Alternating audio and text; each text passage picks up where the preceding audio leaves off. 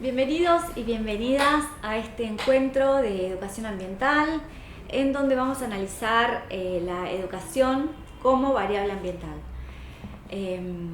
La idea es tener un acercamiento a la ecología para poder contextualizar las relaciones sociedad-naturaleza. Mi nombre es Julia Mancini, trabajo en el Ministerio de Ambiente y bueno, voy a estar acompañándolos en este viajecito por la ecología que vamos a compartir. El temario de la charla de hoy es, en primer lugar, poder entender por qué proteger el ambiente tiene un valor estratégico y no hay que romantizarlo. En segundo lugar, vamos a hablar del ambiente que provee toda una cantidad de servicios ecosistémicos que muchas veces los podemos percibir y otras veces son intangibles. En tercer lugar, vamos a hablar un poco sobre Humboldt, que justamente relacionaba sus observaciones naturalistas con los vínculos entre los pueblos, las culturas, que él iba conociendo a lo largo de sus viajes. En cuarto lugar, hablar de las interacciones, ¿sí?, de las distintas partes que incluye, ¿sí?, el ambiente. Hablaremos luego de la educación ambiental integral, que justamente tiene el poder de transformar la realidad ambiental. En sexto lugar, vamos a aplicar puntualmente un concepto de servicios ecosistémicos y ambientes en la provincia de Buenos Aires. Luego desarrollaremos el concepto de educación ambiental, su aplicación y su potencialidad. Y por último, vamos a introducirnos en las soluciones basadas en la naturaleza, la conservación o reparación. Bueno, entonces vamos al primer punto, que es el hecho de proteger el ambiente tiene un valor estratégico, geopolítico, económico. No hay que romantizar el cuidado ambiental. En primer lugar, porque el ambiente es esencial para nuestra salud, nuestro bienestar, nuestra alimentación y también la seguridad, ¿verdad? De hecho, nosotros somos parte de la naturaleza, ¿sí? No somos indivisibles de la naturaleza. Pero sí, la naturaleza puede seguir su rumbo sin nuestra especie, ¿sí?, el Homo sapiens sapiens, que tantas alteraciones está generando en los ecosistemas mundiales. Entonces, ¿por qué decimos que la naturaleza es importante para la estabilidad de los sistemas económicos y políticos de todo el mundo? Bueno, pues la naturaleza suministra un montón de bienes que sirven para construir cosas, servicios que muchas veces están monetizados y otras veces no, que hacen a la economía mundial.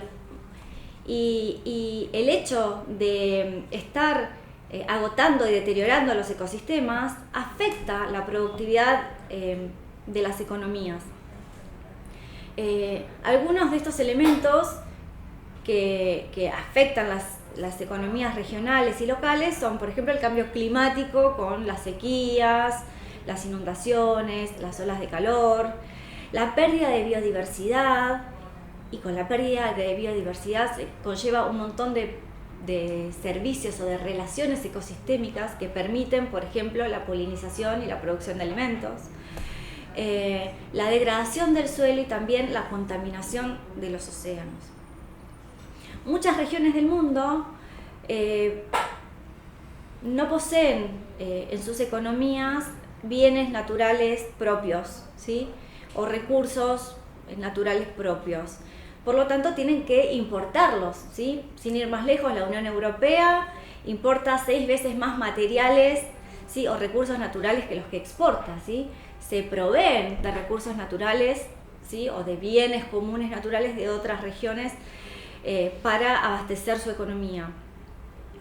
Otros países, por ejemplo, importan casi todo su petróleo, casi toda su energía, ¿sí?, en el caso de Japón, por ejemplo, ¿sí? Y muchos territorios, también en distintos lugares del mundo, exportan el alimento que consume su población, ¿sí? Entonces, el ambiente, los servicios ecosistémicos, los productos de los cuales las economías se abastecen, ¿sí?, están en riesgo, tanto sea riesgo de suministro como riesgo de volatilidad de precios. Cuando hablamos de que las economías se abastecen o proporcionan bienes comunes para producir, ¿sí?, hablamos de que pueden ser escasos, y esto representa una volatilidad en los precios. El aumento de la volatilidad de los precios de los servicios que la naturaleza proporciona puede hacer crecer o decrecer las economías, y también incrementar la incertidumbre, desalentar la inversión de empresas en la protección ambiental relacionada a los recursos, ¿sí? Entonces, un claro ejemplo es la volatilidad de precios de los metales, del petróleo, hasta inclusive de los alimentos. La economía argentina en parte depende del valor de la soja, ¿sí? La economía de Argentina muchas veces depende de esto que llamamos commodity, ¿sí? Estos alimentos, de la exportación de alimentos, de la exportación de metales, de la exportación de gas. Por eso tan importante protegerlos para justamente no correr este riesgo de incertidumbres. Y ahí también estamos hablando de ambiente, ¿sí? Entonces, por eso dejemos de romantizar y pensar en cuidar la ballena, protejamos la ballena, que vamos a ver que sí tiene un valor en las economías, ¿sí? Pero bueno, se tiende a romantizar que la idea es poder deconstruir, ¿sí?, esta mirada romántica del ambientalismo y de la ecología. Podemos ver en este cuadro, en esta imagen que muestro, sobre la cantidad de relaciones que tienen los seres humanos con la naturaleza. Como podrán ver, hay gente disfrutando en un río, refrescándose en un río, se ve que el aire es fresco, que los árboles proporcionan sombra, que se producen alimentos, y allá podemos ver una huerta, podemos ver ganado, también agua para beber, una persona que está pescando de manera recreativa o para alimentarse, otra persona que está pintando un cuadro, o sea, que está contemplando la naturaleza, ¿sí?, disfrutando la naturaleza. Otra persona está tomando muestras fotográficas, que puede ser para algún estudio científico. Y bueno, todas estas relaciones, ¿sí?, que podemos llamarlos también servicios ecosistémicos, ¿sí?, con una mirada más antropocentrista, ¿no?, donde el ser humano se pone en el centro y la naturaleza está al servicio nuestro, ¿sí?, pueden ser consideradas también desde la perspectiva de las relaciones y no de los servicios, ¿sí?, como relaciones culturales también entre las personas y la naturaleza.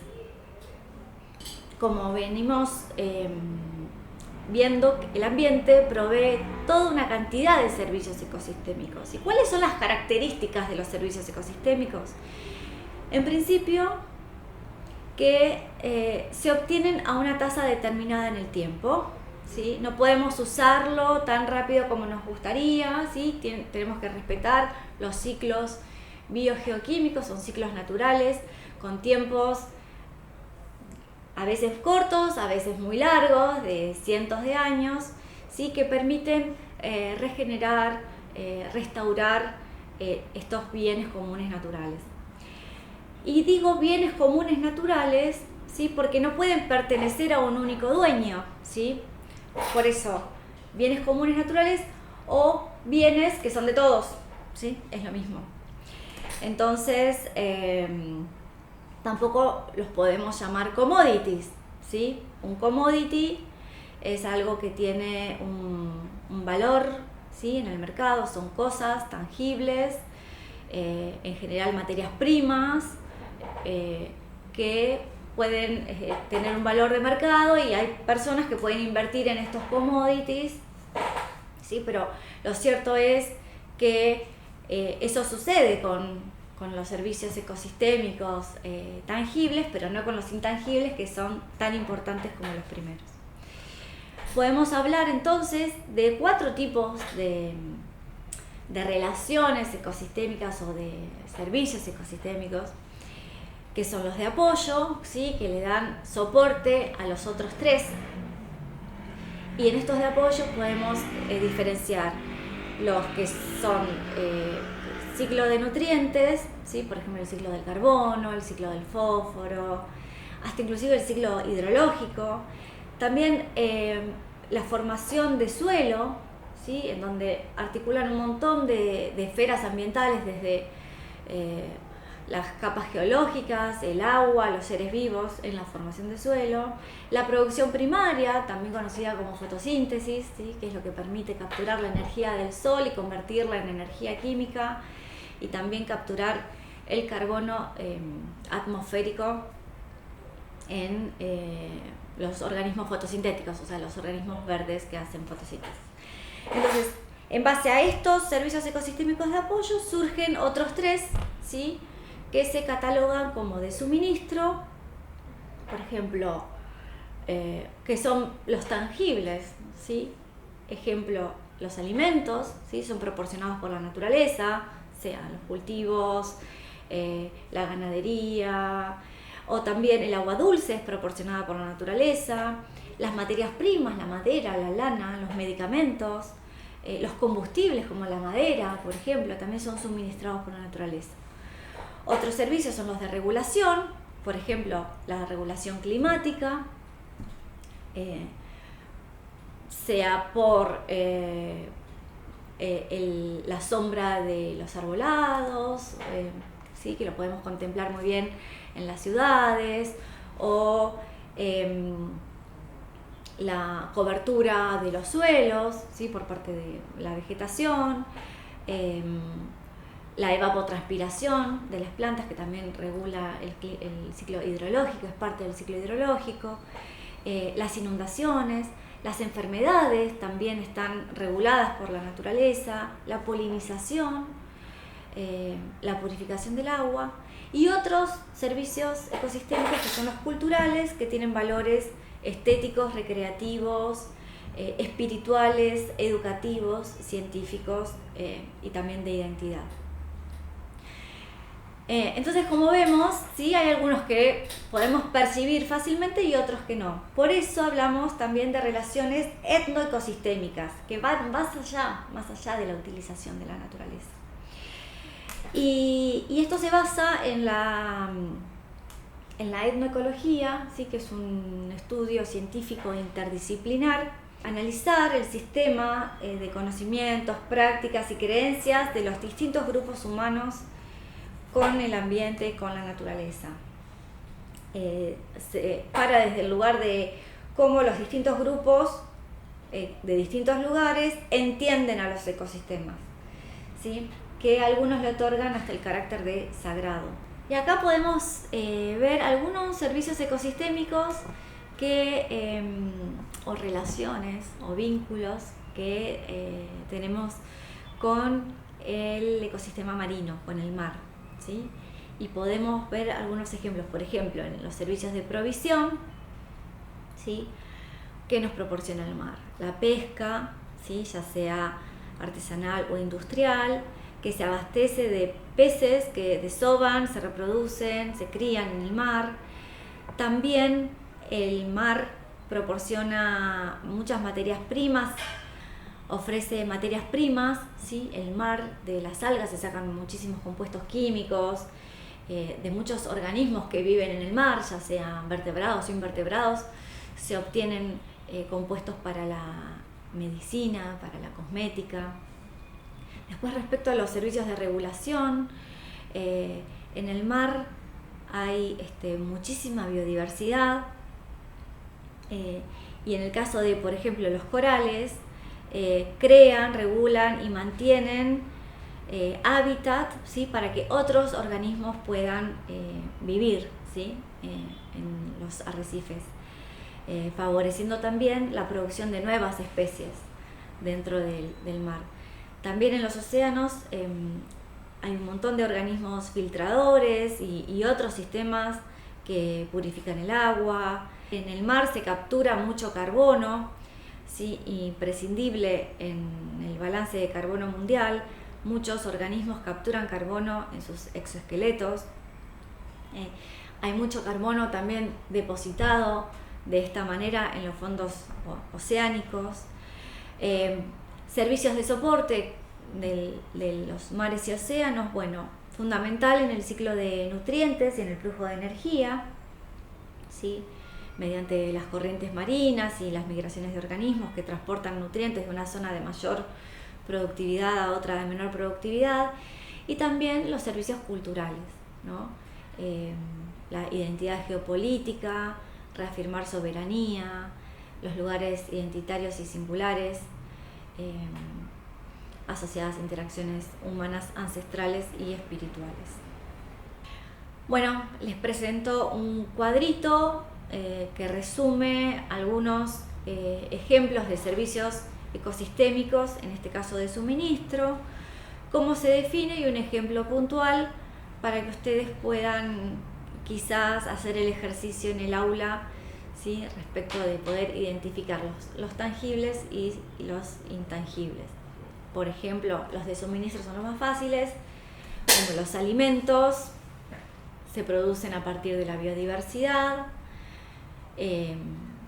agricultura, acuicultura, vitivinicultura, alimentos silvestres también, comestibles, que ahí también se vincula en parte con los servicios culturales, ecosistémicos culturales, después los vamos a ver.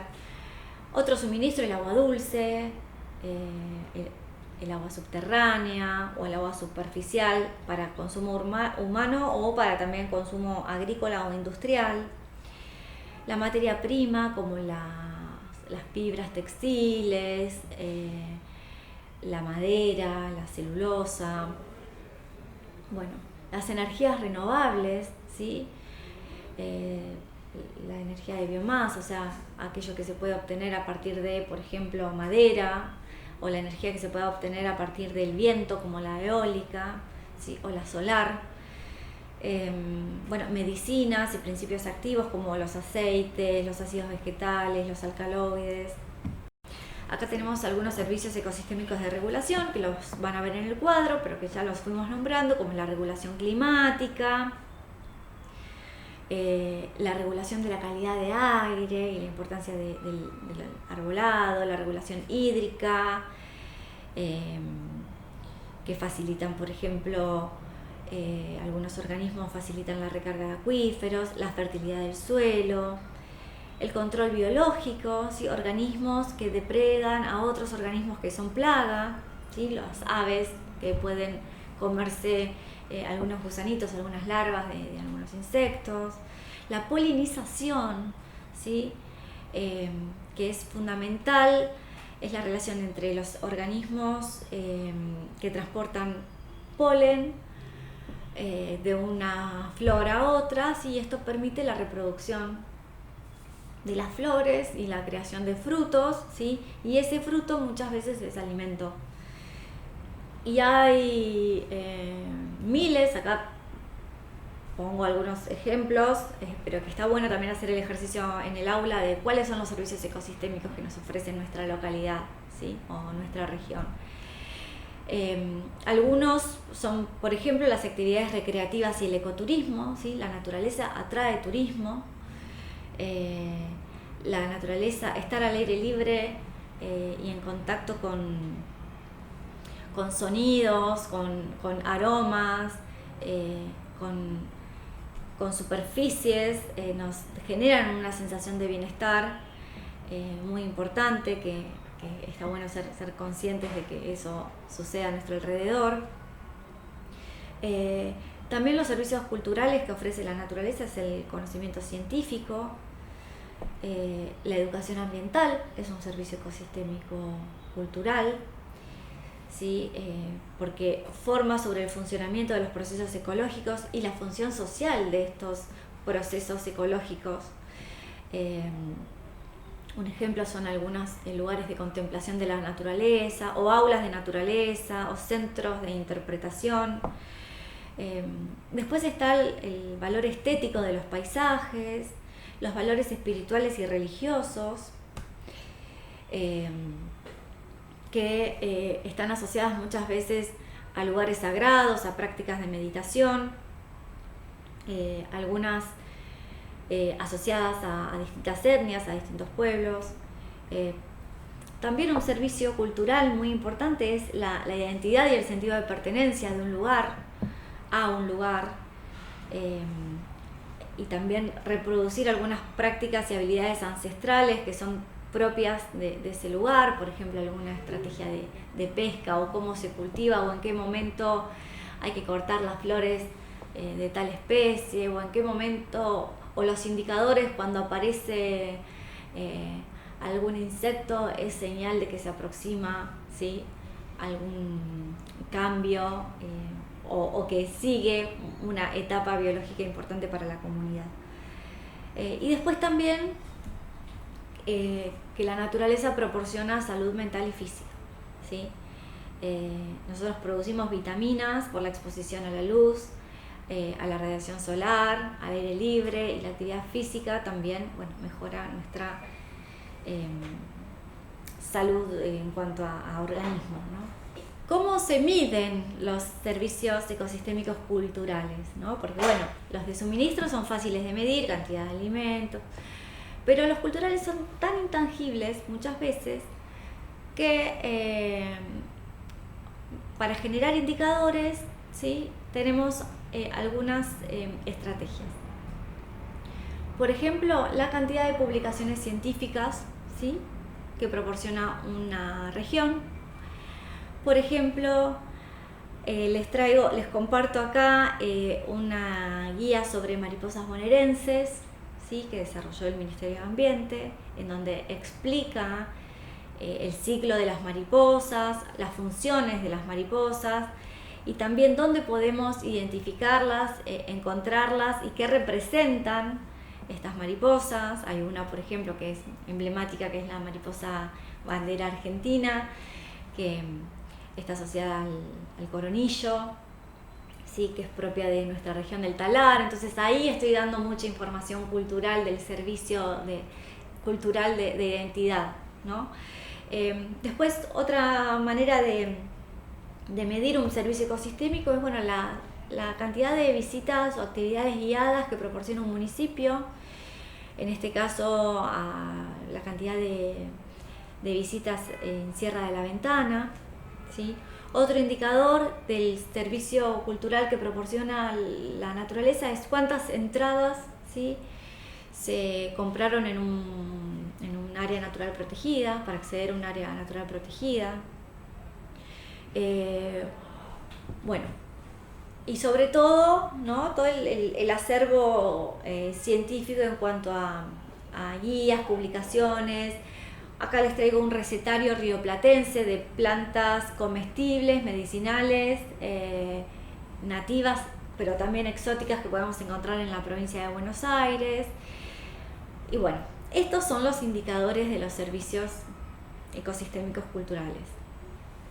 Entonces, quizás resulte interesante hacer este ejercicio de poder tomar cuenta del servicio ecosistémico de nuestro lugar, de nuestra región, acercando la escuela a un área natural protegida, o evaluando en cuántas publicaciones científicas aparece nuestra localidad, cuántas visitas recibió. Nos acercamos a la Secretaría de Turismo, por ejemplo, y podemos analizar cuántos visitantes hubo en un fin de semana largo, ¿sí? Esa es una manera de medir el servicio ecosistémico, y que es un buen ejercicio también para que la escuela salga al barrio. Vamos a hacer honor a Humboldt. También, bueno, está Darwin, Linneo, un montón de naturalistas, pero Humboldt personalmente Me encanta porque él ya en sus viajes a América y a Rusia contaba de una manera muy amena, ¿sí? Con ilustraciones, sus andanzas y sus descubrimientos científicos. Entonces, mostraba esa integración naturalista, científica, con lo cultural y lo social. Cuando acá vemos un cuadro de Humboldt, en donde él está con una especie vegetal, ¿sí? Y analiza cómo este pueblo, esta etnia, se vincula, ¿sí? Con esa especie, y también nos muestra, por ejemplo, qué textiles usaban para las carpas, o cuáles ahumaban, cuáles comían, ¿sí? Toda esta información cultural a través de ilustraciones, ¿sí? Que daban cuenta de la especie descubierta por Humboldt en ese momento, más allá de lo científico o de lo sistemático, sino también de lo cultural, ¿no? Del uso y de cómo se relacionaban las etnias con la naturaleza.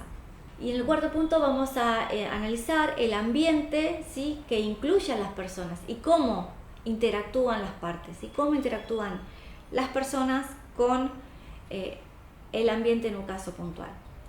Nos hacemos una gran pregunta, que es ¿qué hay en los ecosistemas? Y bueno, hay muchísimas cosas.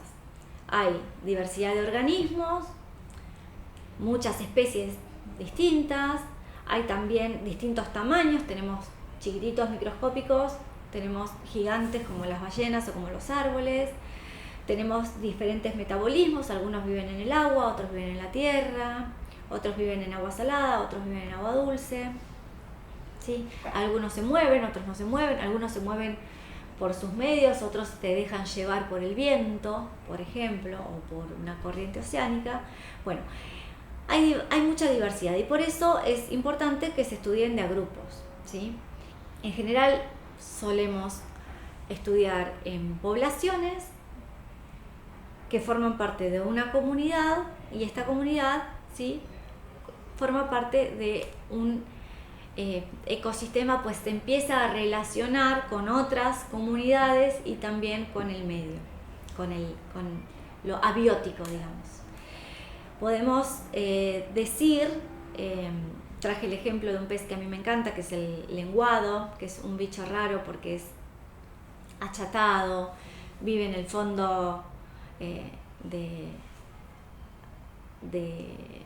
los ambientes acuáticos. En estado adulto es achatado, ¿sí? Cuando nace no tiene esta forma, se va metamorfoseando, de hecho un ojo va migrando a un lado. Bueno, es muy interesante poder analizar también la evolución del lenguado a lo largo de su ciclo de vida. Pero bueno, traigo como ejemplo la población de lenguados de la especie Paralictis orbinatus, ¿sí?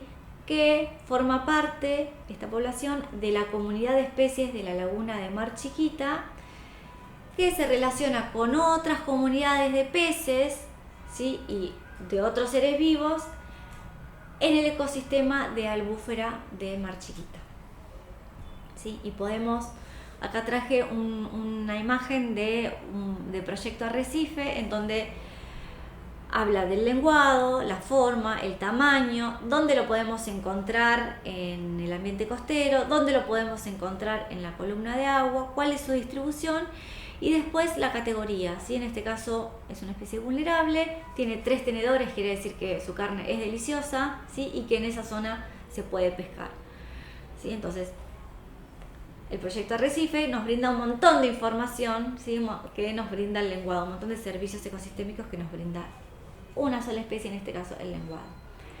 Entonces ya vimos que hay un montón de cosas en los ecosistemas, ¿sí? Y que además de organismos hay algunos elementos naturales que varían, como la luz, el oxígeno, la humedad, ¿sí? El viento, los minerales, el agua. Y como varían de un lugar al otro, no son las mismas, no son constantes en los distintos ambientes, por eso se denominan, ¿sí? variables ambientales. Por ejemplo, la temperatura en un mismo lugar no es la misma en invierno que en verano, o de noche que de día.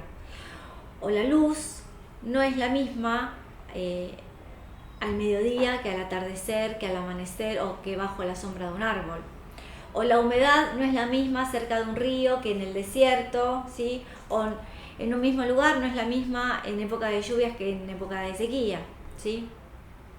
Bueno, y todas estas variables afectan a los seres vivos, ¿sí? La cantidad de nutrientes afecta el crecimiento de las plantas, por ejemplo, la disponibilidad de plantas afecta el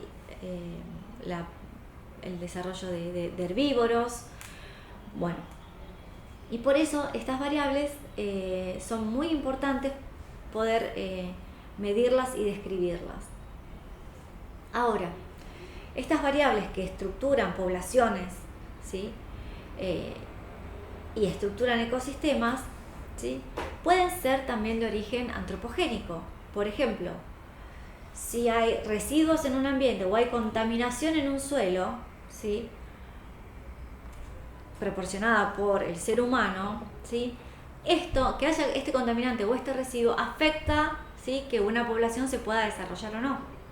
También hay otras variables ambientales, pero que son antropogénicas, o sea, generadas por el ser humano, ¿sí? Por ejemplo, que haya un metal tóxico, una contaminación o un residuo puede afectar a la población de un microorganismo o de un bicho bolita o de las lombrices o de algún pececito, ¿sí? Entonces, sería interesante también desde el aula poder medir estas variables, ¿sí? Tanto sean las naturales como también las antropogénicas, y ver cómo fluctúa, por ejemplo, una población determinada de organismos, ¿sí? Cómo se comportan o cuánto tiempo sobreviven, por ejemplo, los bichos bolitas bajo la sombra, bajo la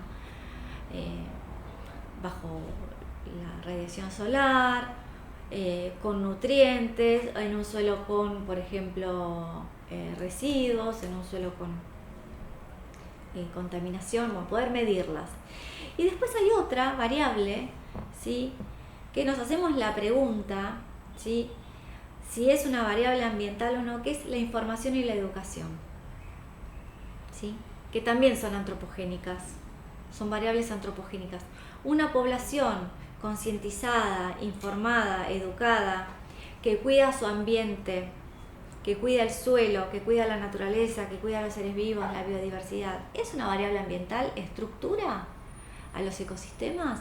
¿Da lo mismo una población que preserva, que conserva a la naturaleza porque tiene información y está educada, que una que como no está educada no la protege, no la conserva y no la preserva? Bueno, eso también es un ejercicio que pueden realizar desde el aula.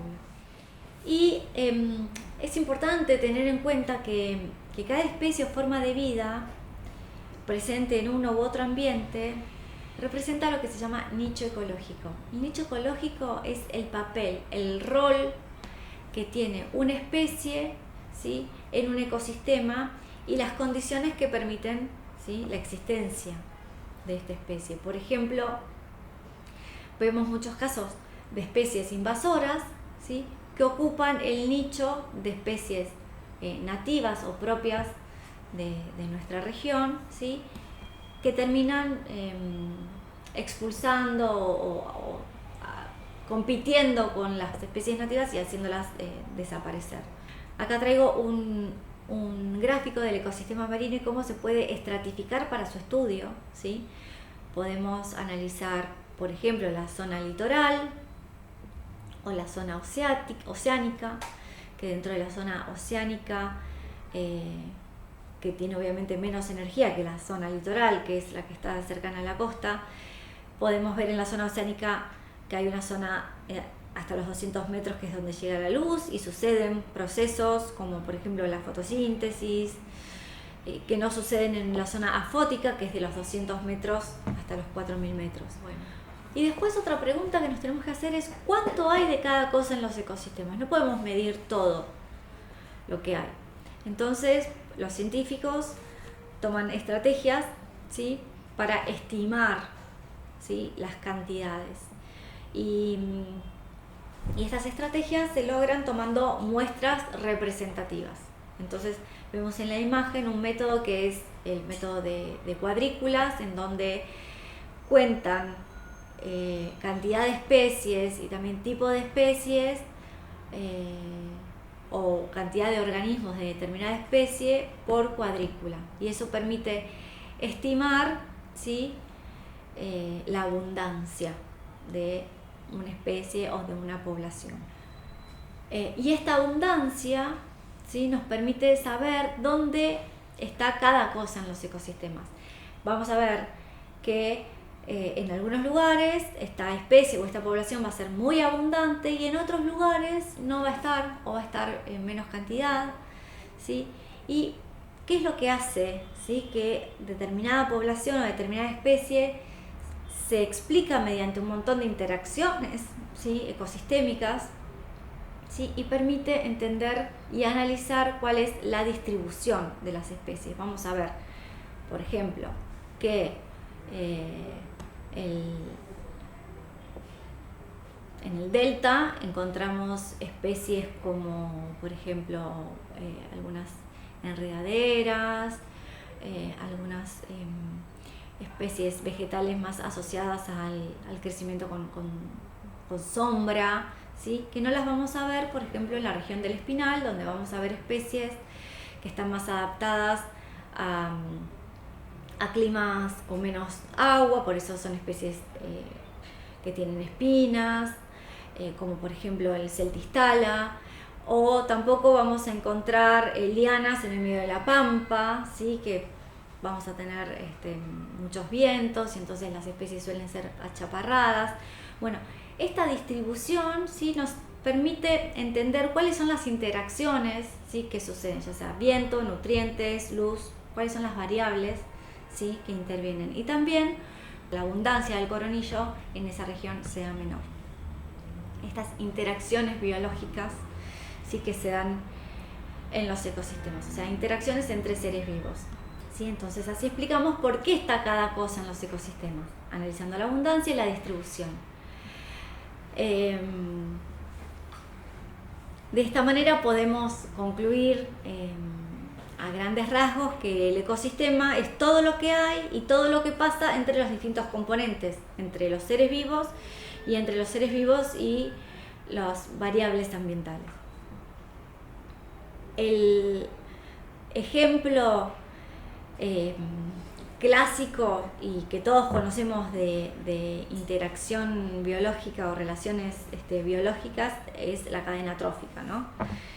Como los organismos productores que tienen fotosíntesis y que por ende capturan dióxido de carbono y liberan oxígeno, y al capturar este dióxido de carbono forman masa, ¿sí?, en forma de hojas, de ramas, que son consumidas por los herbívoros, que los herbívoros o consumidores primarios son comidos por los carnívoros o consumidores secundarios.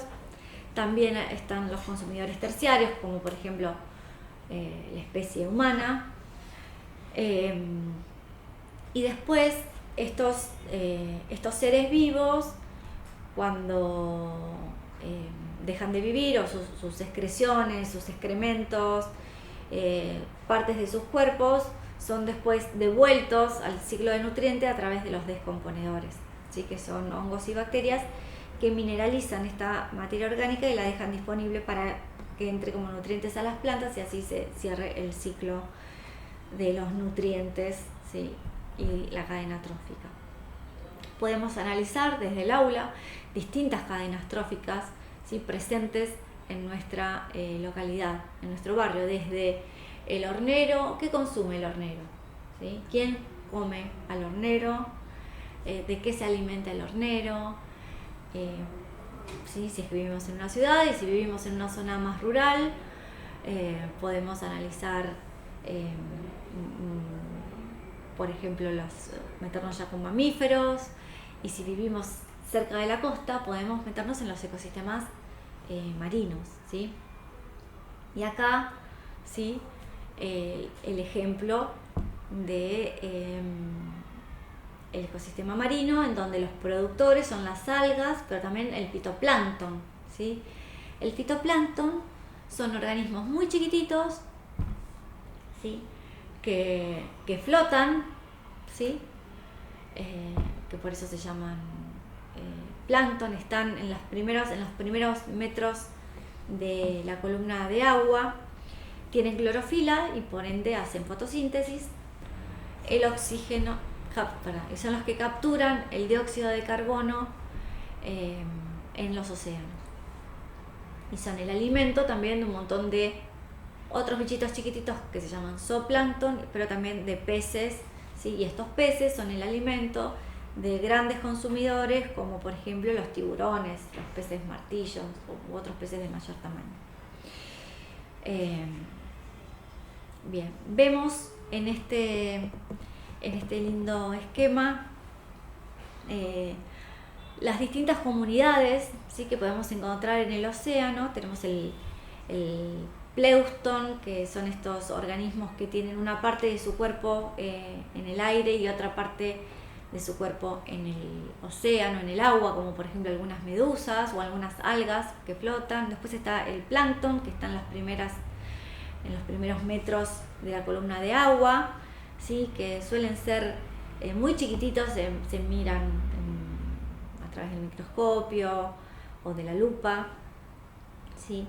Después este plancton se transporta a través de las corrientes oceánicas, ¿sí? A través del agua. En cambio el nécton son comunidades que están más en profundidad, pero que se mueven por aletas, digamos, por partes de su cuerpo, ¿sí? Por aletas, por colas. Ahí están las tortugas, los peces, los mamíferos como las ballenas, que son distintos. La comunidad del bentos, que son especies de invertebrados, ¿sí? En general, que viven adheridas, ¿sí? O viven en la superficie del lecho oceánico. Bueno, en el quinto punto les traemos la idea de la educación ambiental integral como herramienta para poder transformar la realidad. ¿Por qué? Porque solo podemos gestionar y accionar sobre lo que conocemos, porque las cuestiones ambientales tienen un abordaje colectivo, ¿sí? Con multiplicidad de actores y con identidad propia, ¿sí? Territorial, porque la educación ambiental integral es el derecho a acceder a la formación ciudadana, ¿sí? Que es fundamental para el desarrollo de una conciencia ambiental territorial comprometida, porque la educación ambiental integral también es un proceso que busca el equilibrio entre diversas dimensiones, entre la dimensión social, la política, la económica y la ecológica, ¿sí?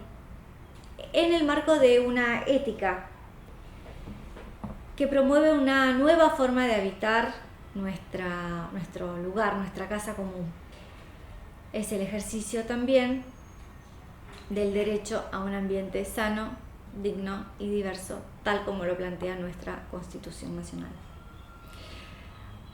Entonces, acompañan esta diapositiva imágenes de escuelas visitando, por ejemplo, nuestra isla Martín García, para que conozcan las especies que se encuentran en la isla, cómo interacciona la comunidad de la isla con la naturaleza. Y es tan importante que la escuela salga y conozca la naturaleza y las áreas naturales protegidas de nuestra provincia, porque son representativas de los ecosistemas. También les comparto una experiencia sobre una investigación científica que invitan a la comunidad, a las comunidades costeras, a buscar las cápsulas de las rayas. Quienes estén en las playas, en la costa, y encuentren estas cápsulas, avisan a un correo electrónico que es arrayasdeargentina@gmail.com en este caso, ¿sí? Les acercan las cápsulas y ellos pueden estudiar la evolución genética, ¿sí?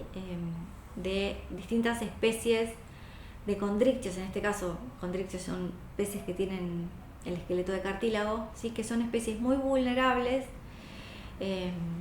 y que poco se sabe sobre su ontogenia, ¿sí? Hay una frase que dice que la ontogenia recapitula la filogenia, o sea, estudiando el desarrollo ontogenético, o sea, embrionario, da cuenta de cómo pudo haber sido la evolución de la especie a lo largo de los miles de años.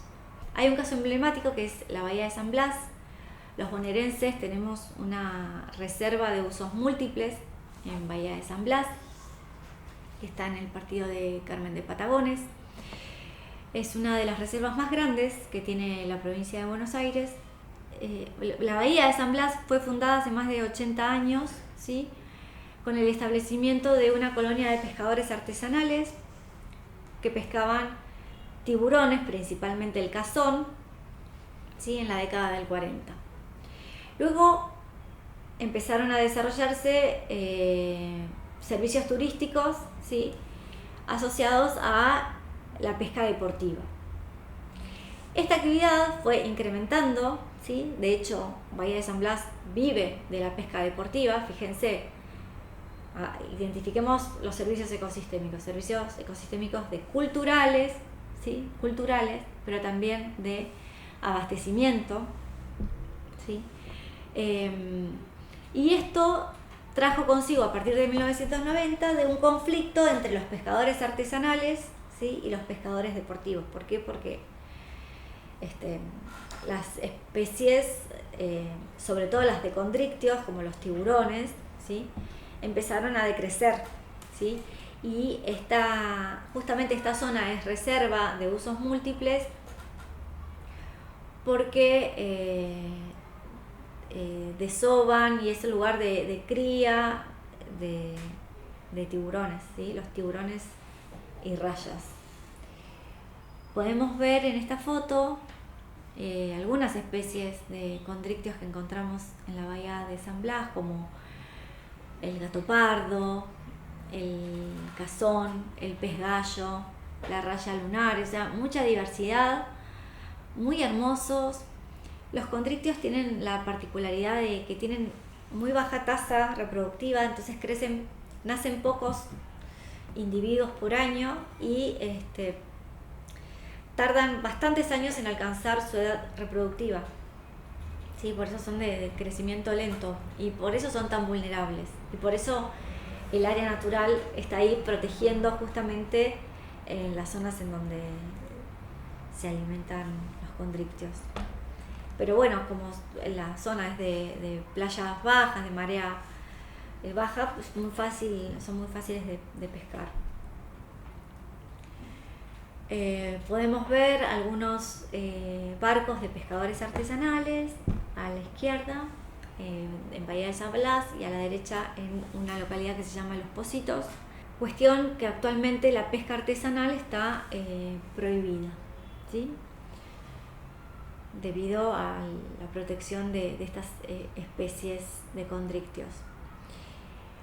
Ahora, qué paradoja, ¿no? Que en un lugar en donde al entrar al pueblo está la estatua del pescador, porque es un centro de atracción nacional e internacional, ¿sí? de pesca, porque no tiene oleaje fuerte, justamente allí hay un área natural protegida, ¿sí?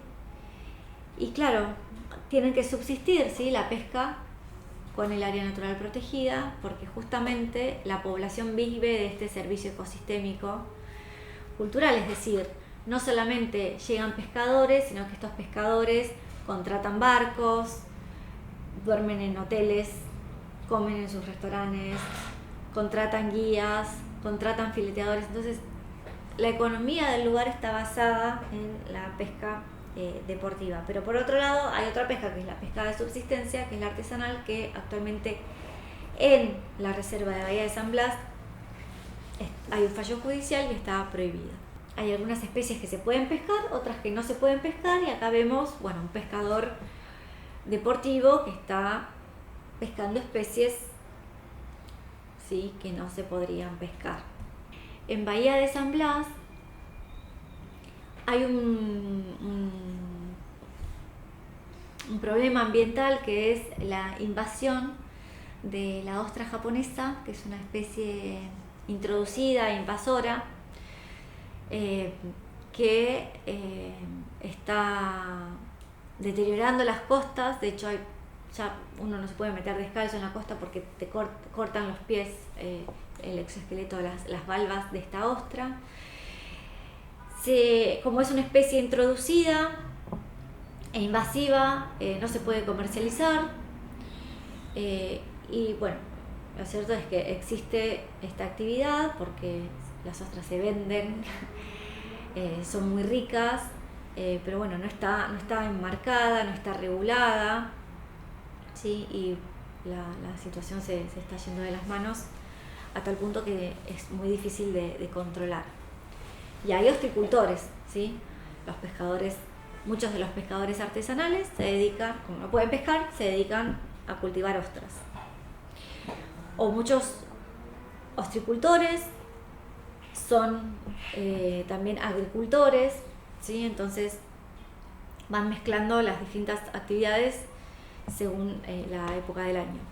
Y bueno, y acá vemos, ¿no?, un servicio ecosistémico que está desbordado, que es introducido, pero que lo cierto es que hay una tendencia en fortalecer todas las cadenas de valor de la producción de mariscos, ¿sí? Para justamente abordar las deficiencias de nutrientes en humanos.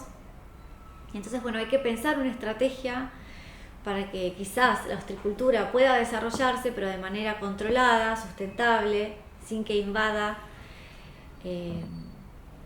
la reserva natural de usos múltiples, ¿no? Entonces, toda esta información, ¿sí?, ambiental es a través de la educación ambiental, ¿sí? Es a través de publicaciones e investigaciones científicas, es a través de lo que nos cuentan los pescadores, lo que nos cuentan las comunidades. Son estrategias que surgen a partir de un conflicto ambiental. Entonces, ¿cómo ver, ¿sí?, la posibilidad de desarrollar estrategias de educación ambiental y estrategias también de resolución de conflictos ambientales a través de lo que sucede en los territorios? Y en el punto 7 vemos cómo podemos desarrollar el concepto de educación ambiental, ¿sí?, aplicado, en este caso, a Bahía de San Blas. Se realizaron mesas de trabajo, informes técnicos de muchas instituciones y, por ejemplo, se recomienda el desarrollo de líneas de investigación más allá de las propuestas, ¿sí?, de la actividad de la pesca deportiva. Se propone conformar un grupo de trabajo amplio, ¿sí?, que este grupo de trabajo o mesas de trabajo cuenten con el apoyo de pescadores locales, pescadores artesanales, guías de pescadores deportivos, como así también de las autoridades ambientales, ¿sí?, de ambiente del municipio, de ambiente de provincia, también de quienes otorgan los permisos de pesca, sobre todo, bueno, de los grandes tiburones costeros. Toda esta información va a permitir poder establecer un manejo, ¿sí?, de las especies, por ejemplo, de condrictios en el interior de la reserva, y un manejo ambiental de la reserva a través de mesas de trabajo.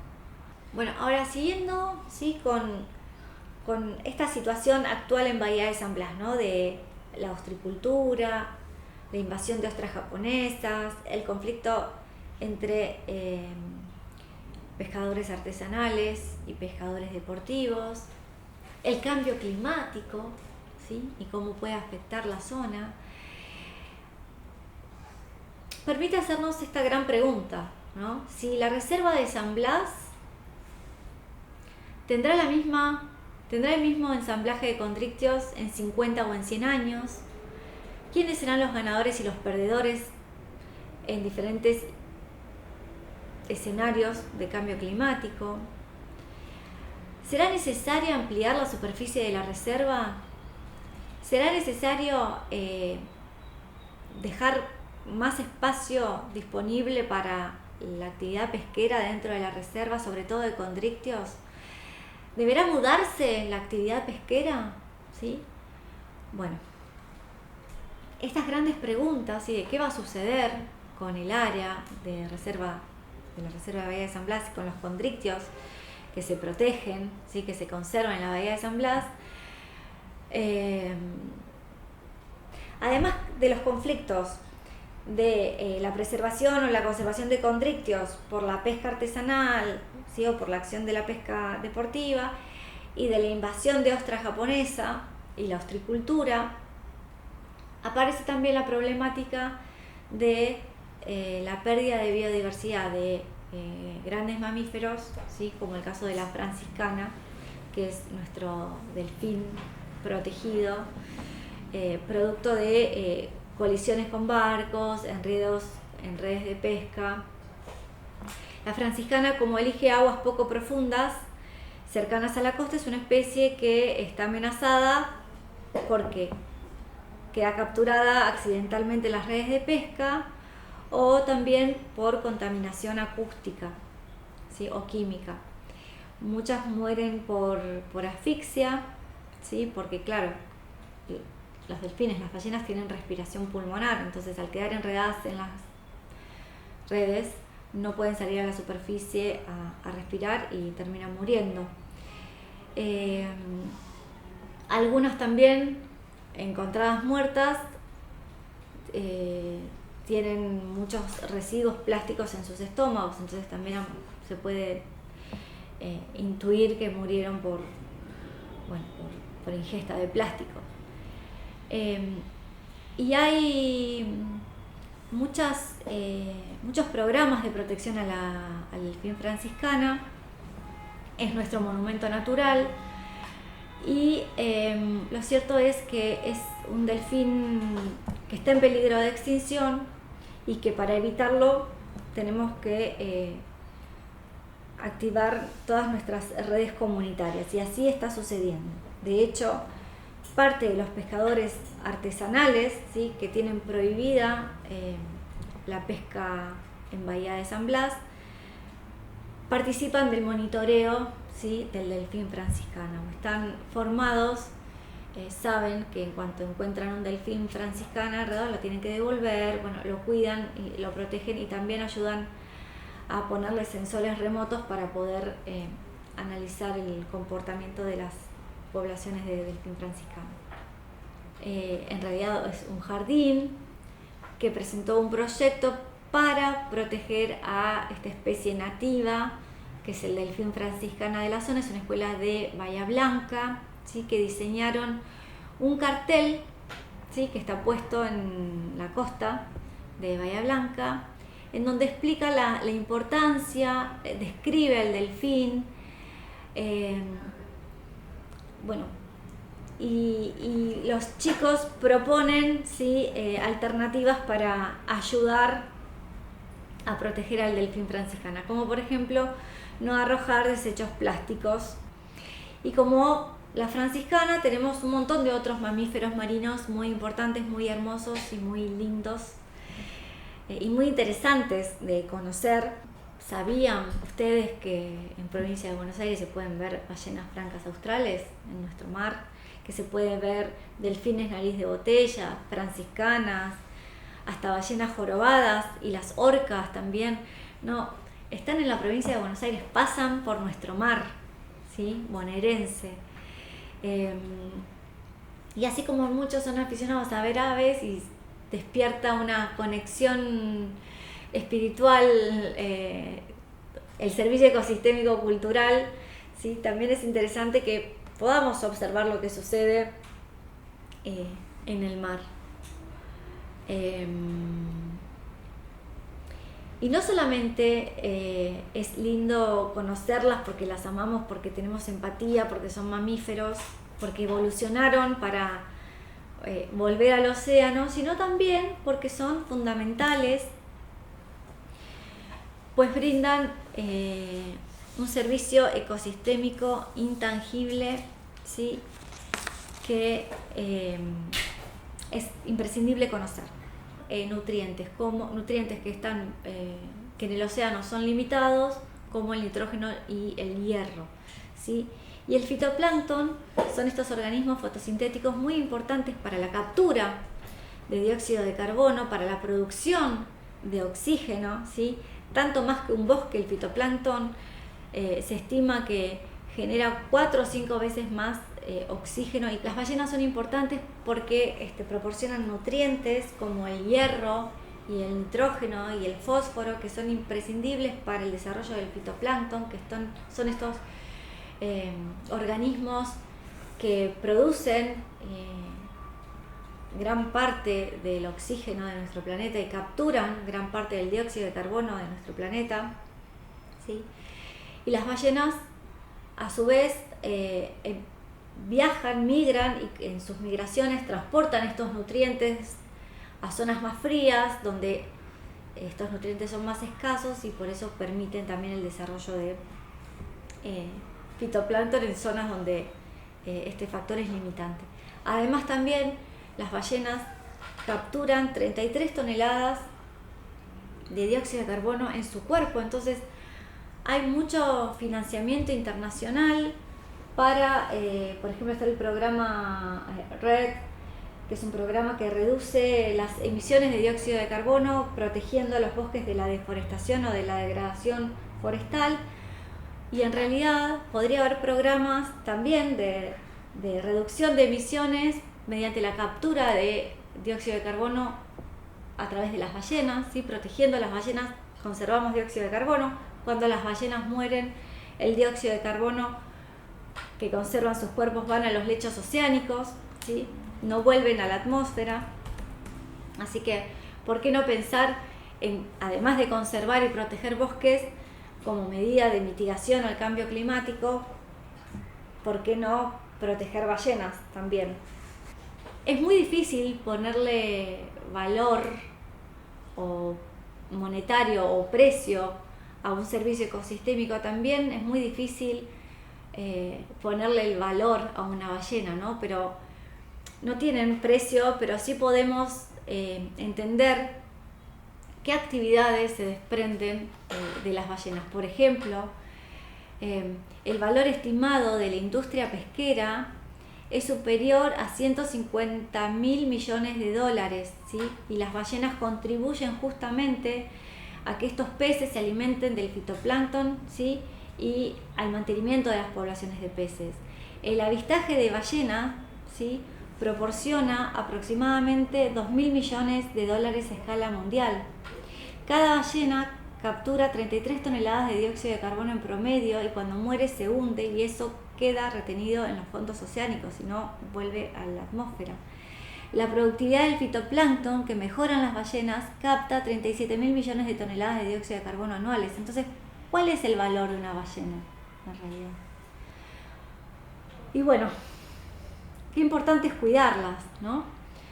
Y qué importante es también el rol de las ballenas de llevar y traer nutrientes, ¿sí? A lo largo de los distintos océanos, de zonas frías a zonas cálidas, y en el medio de estas rutas migratorias de ballenas podemos encontrar lo que se conocen como islas de plástico, que son residuos plásticos que la especie humana desechó y terminaron en los océanos conformando islas. Y estas islas, ¿sí? Generan muertes, ¿sí? De ballenas. Es más, la cantidad de muertes por asfixia, por enredo de ballenas y de cetáceos, que por ejemplo por la caza de ballenas. Entonces, cuán importante es y cuánto afectamos nosotros a nuestros océanos desde nuestros hábitos en la Tierra, ¿no? Y en este gráfico podemos ver que el 80% de los residuos que llegan al mar, que están en el mar, son de origen terrestre y continental, ¿sí? O sea, son los generados en las ciudades que llegan al mar a través de los ríos o que son depositados en las costas y playas, ¿sí? Después el otro 20% son residuos de las actividades pesqueras. Y de vuelta les traigo un cartel hecho por chicos de un jardín, ¿sí? Para cuidar la playa, para que no haya residuos en la arena, para que arrojemos nuestros desechos en los cestos, para que los chicos puedan jugar en playas limpias, para no tirar colillas, y los chicos de este jardín agradecen, ¿sí?, por cuidar sus playas, ¿sí?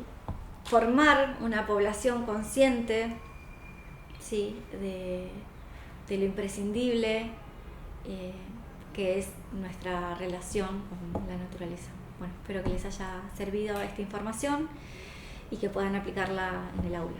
Muchas gracias.